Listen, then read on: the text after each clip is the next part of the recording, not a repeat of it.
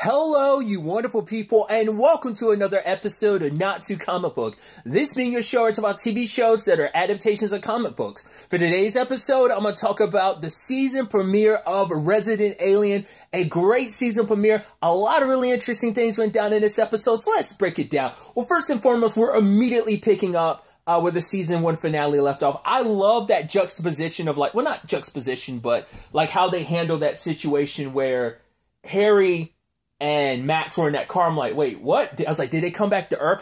He's like, no, aren't we? Take me back home, aren't we? I was like, what is this scene? I didn't get it. And then when the scene happened, I was like, oh, okay. So either this was his way of this was Max's way of processing everything that was happening, or just maybe that was just kind of no, this is just the filming of it just to kind of mess with the viewer's head or something like that. I'm not sure whether that was in one of their heads or their perception, their way to kind of deal with. It might have been Max's way to compensate with what he was going on, which is interesting considering you would assume that's not the case, considering he doesn't see Harry as Harry, he sees him as the alien that he is. So either way, leads to them crash landing on Earth, and that leads to a whole set of issues because Asta's looking for Max, hasn't seen him since everything went down with the military at the end of season 1.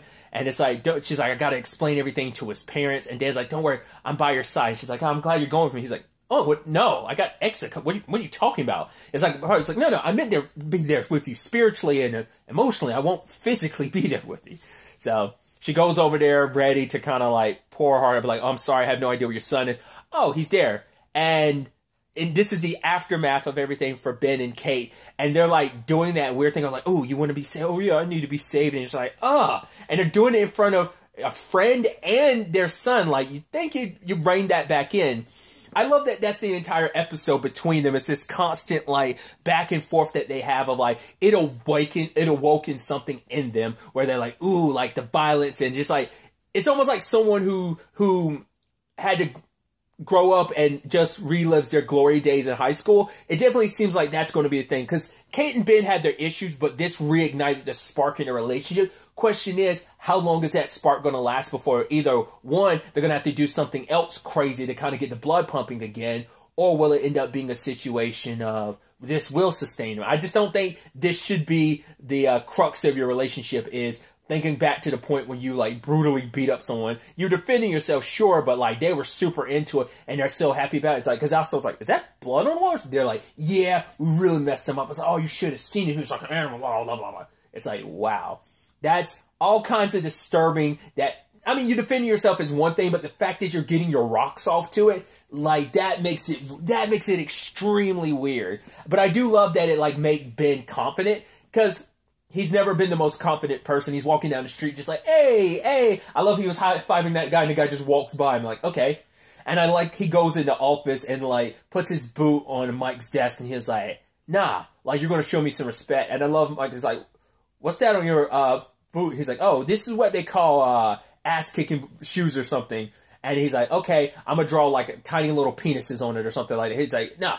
I put my foot down, not because you were threatening me, but because that positioning was agitating my sciatica. So it's despite everything, even trying to be this badass, he still kind of ends up getting reined back in. But like I said, it definitely seems it's awakened that bad behavior in him to the point Kate cleaned up. But I think she probably felt bad about cleaning up the blood, because it was was a constant reminder. But then the moment she got it all cleaned up, she broke a vase, because it's right, she needs a little chaos. The chaos is what is exciting. And then, like I said, I think that could snowball into a very, very bad thing for their relationship and just everyone around them. So that's definitely going to be interesting. But Max took Asta to the crash site, and the ship is there. Obviously, it's invisible, and he's meant to watch over it. But luckily, he doesn't have to watch it alone, and Sahara's there. I love that she's asking him all these questions, because she's right, you went into outer space, are there any side effects? Do you feel any enhanced in intelligence or something like that? He's what? And she's I'll take that as a no, because she plans on being the first person to Mars, so she wants to kind of get the lay of the lands first and foremost. I'm that's interesting.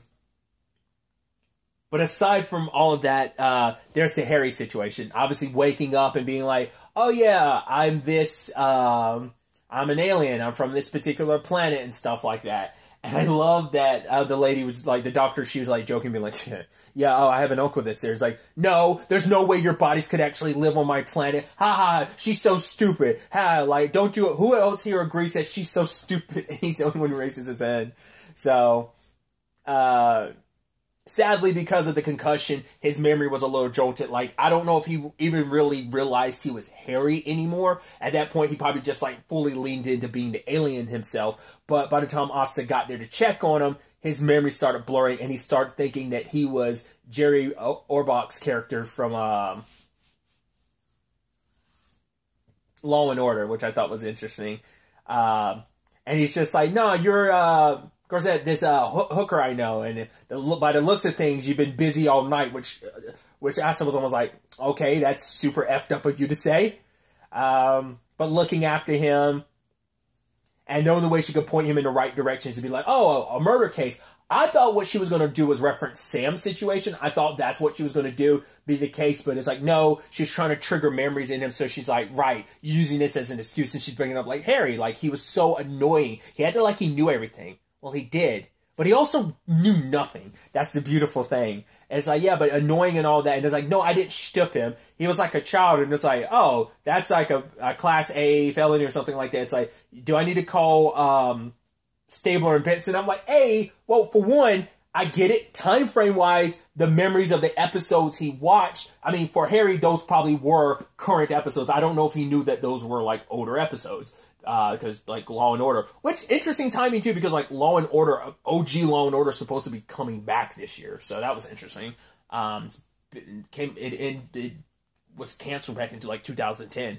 But it's me being caught up on the details. I'm like, oh, that's interesting. But time frame wise, when those episodes took place, Stabler and like obviously Benson would be still working together as partners. Obviously, we're talking present day, which I'm sure that because Law and Order exists, that means, well, he's no longer with SVU, he's with organized crime. So just my brain went there. I know it's so stupid, but it's like, yeah, it just my brain went there. It's like, no, technically you'd be calling Benson, but you wouldn't be calling Stabler because he's not part of SVU anymore.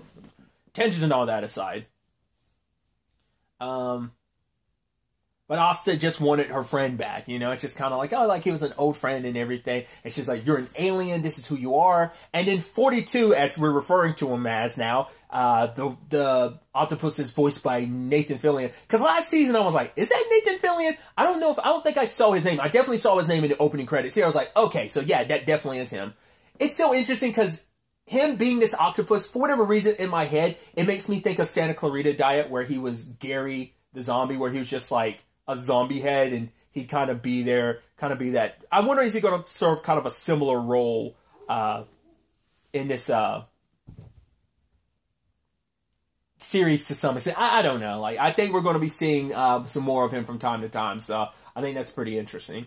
And I thought it was interesting, too, that, like, Asta could hear him at first. She was like, oh, I thought Harry'd be the only one that can hear him, but it's like, right, they can make themselves heard if they, I guess because maybe either Harry's brain wasn't attuned to it anymore, so he had to adjust the frequency to basically make it so that not only Harry could hear, because Harry's thinking of himself as a human, and that made it so that Asta could hear, or is it just because they were in close enough proximity, like, right, I need both of you to hear me, so he wasn't trying to reach out to Asta, but like, it's a byproduct of, oh crap, Harry now remembers he's an alien, crap, I gotta get back to my ship, there's a baseball game there.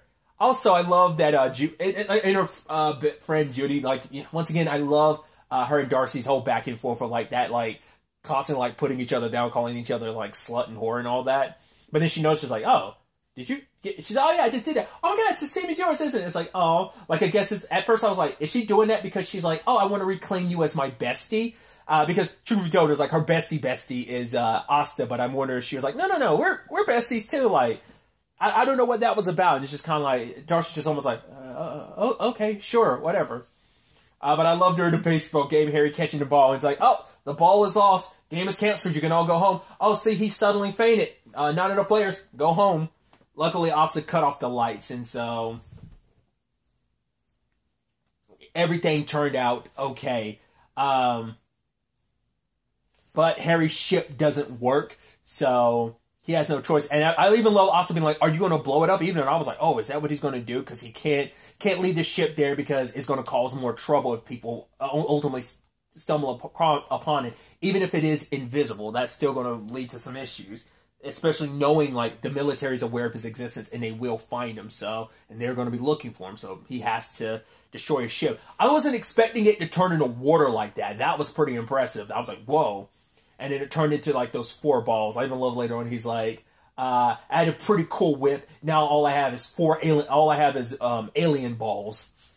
But it's like, oh, like he's a survival kit. Oh, so that you can like stay here longer and blend in with humans. He's like, no, just so we could stay here longer until it takes us to kill all the humans. It's just like, excuse me. He was like, the first thing we're gonna do the first thing you talk about blending and stuff like that. So it's like, right. Harry's on the whole no killing humans thing.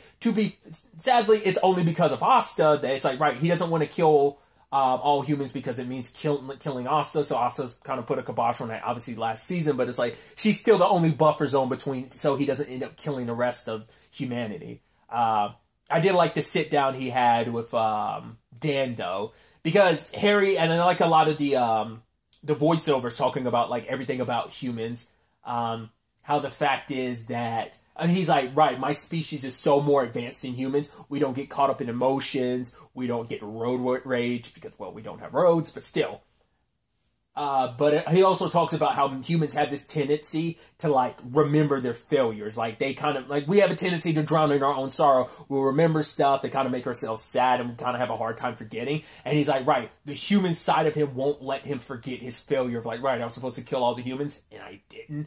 So he's kind of drowning in that for a bit, but then Dan comes over and is like, oh, so you're an alien? He's like, yeah, I am. And it's like, oh, and you're Native American. He was like, no, I'm this. It's like, he's like, oh, what does that mean? It's like, oh, it's like mooch. He's like, what is that? It's like, oh,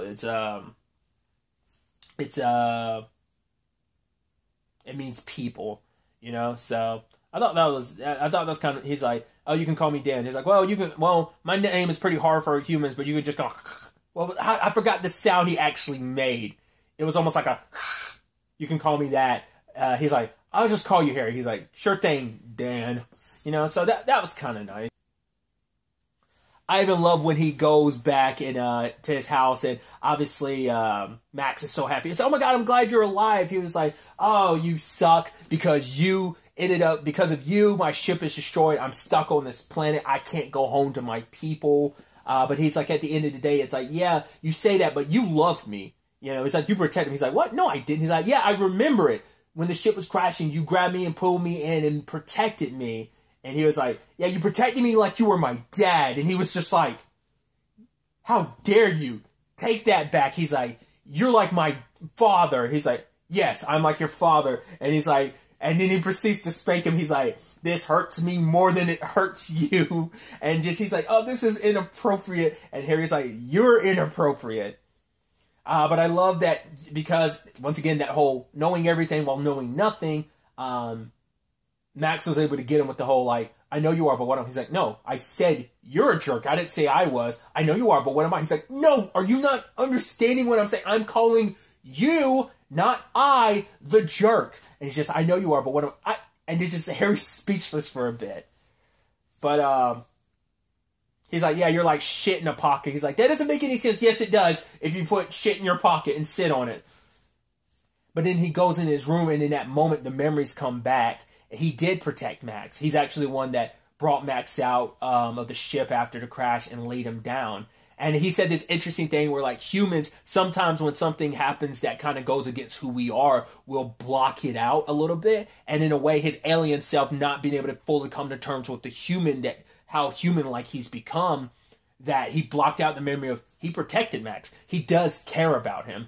Like, it isn't just, that's the thing. I'm saying that now, but eventually it's already happening. He cares about more people than he's willing to admit. He cares about Max. He cares about Asta. And it's only a matter of time.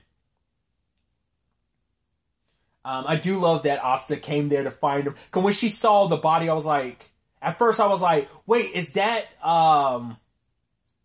the real Harry's? But I was like, oh, I forgot we we already dealt with that situation. Because I'm thinking that was the real Harry's body. I was like, wait. But then he was in the water. He's like, what do you want? She's like, I thought you were drowning. He was like, no. Like, can an alien just think underwater without being bothered? And it shows that he has gills. She's like, what, you have gills? He was like, yes. And he was like, you Luggables are so judgmental. But I thought it was a very nice heart-to-heart that they have. I love the moments between Harry and Asta. It's so good. Obviously, it's like, oh, like, she knows about the whole situation between him and Darcy. And he's like, oh, yeah, like, her eyelid tasted like potato chips or something like that. But they had the conversation about family. Because she's like, I get it. Because he's like, right, he's stuck here. And that octopus, number 42, because he's 42 on the menu, it's like, yeah, you wonder why they don't talk to you guys. Like, they can talk, they just choose not to.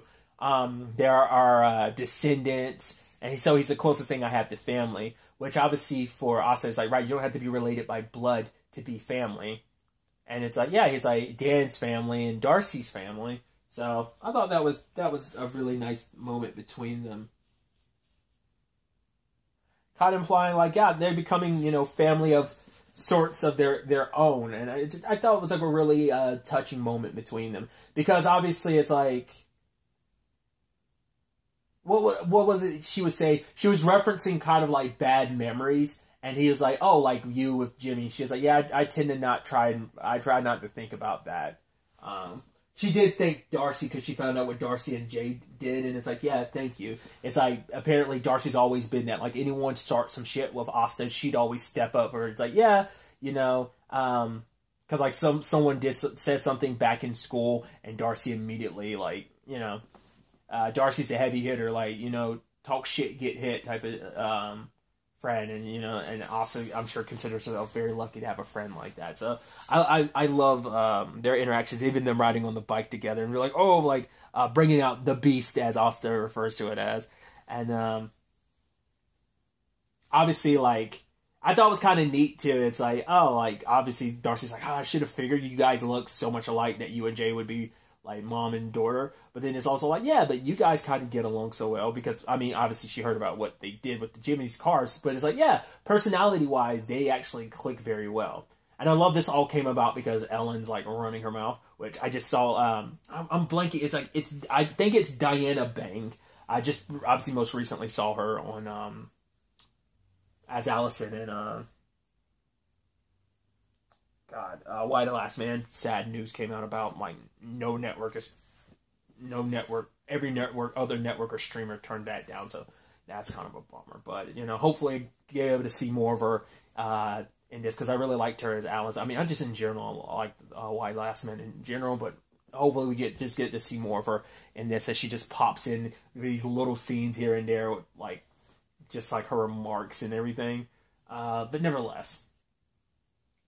But other than that, obviously, you also have Liv and Mike. They've continued their investigation into the whole Harry thing. And I love, like, the explanation of, like, oh, yeah, like, most likely Harry got thrown, well, whoever foot it was got thrown through these doors. And then someone came over and pushed him over the edge. It's like, yeah, but Liv's like, I got your arms. He's like, no, but I have, like, other arms.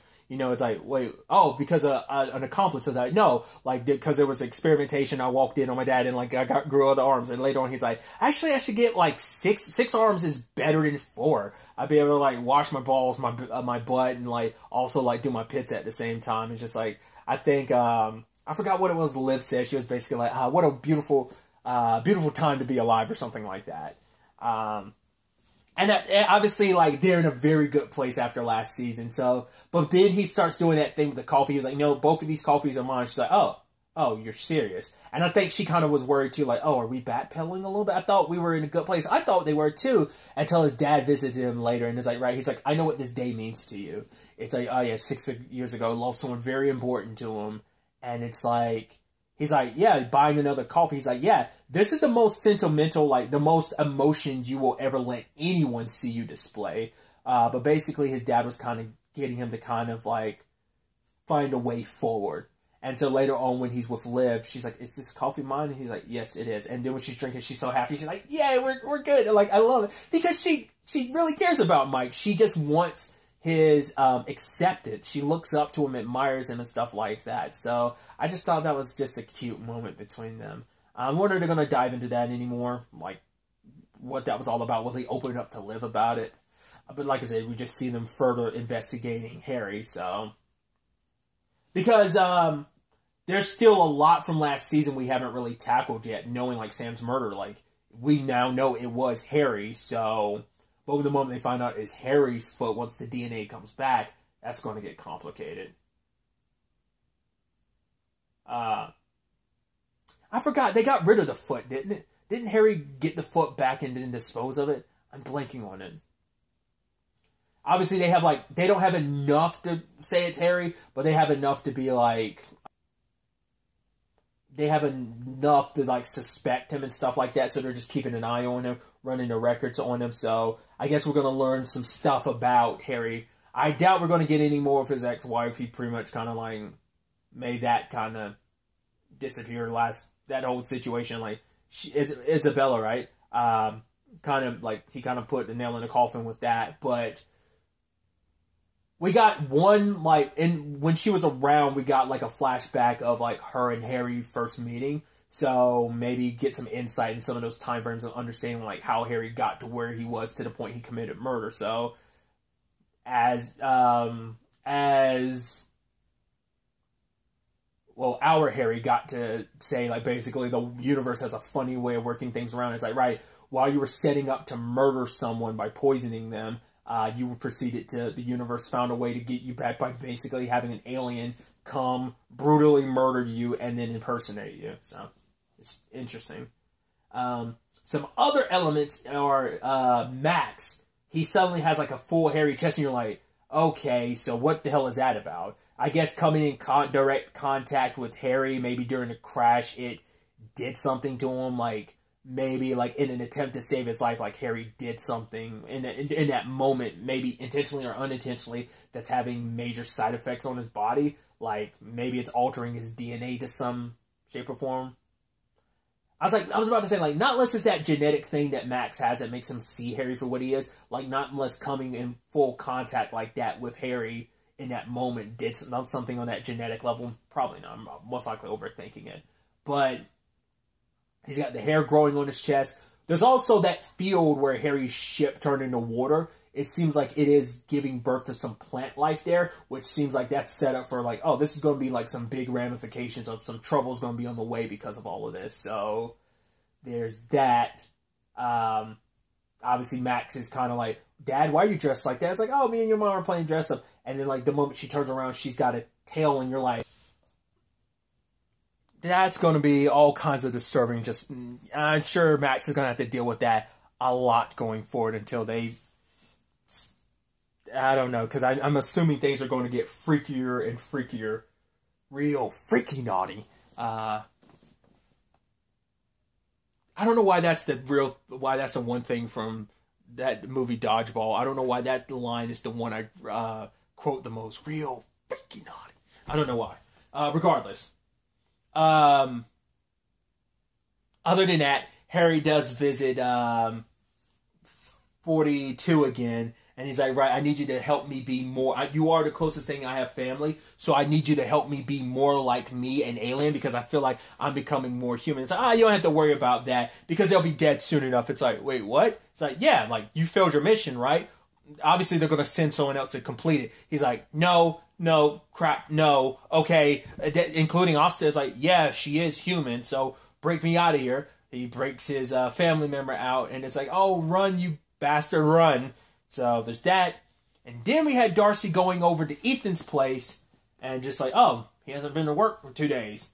Oh, well, obviously they don't know what's up with him, but obviously what we see is David there, so I'm like, yeah, still got the scars from the ass whooping him and Lisa got last season, so still in town. Poor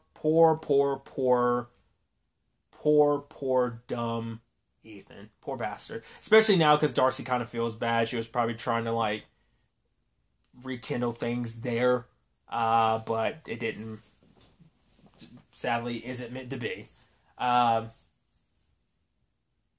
Either way, it's definitely going to be interesting to see where the season as a whole takes us. There was a trailer that came out, but like I avoided watching it. I was like, the show's going to come up in like 2 weeks, so I want to go into it not knowing as much. But obviously, caught little peaks here. But so it's like, right, Harry's got his people on their way to try, at least someone else is being sent. Who knows how many people are going to come with that person, but someone else is going to come here to kill all the humans. So, and aside from that, I'm curious, like he references other alien species and stuff like that. I'm curious, are we going to see any kind of pop up on the planet, or is it just going to purely be like Harry dealing with his species?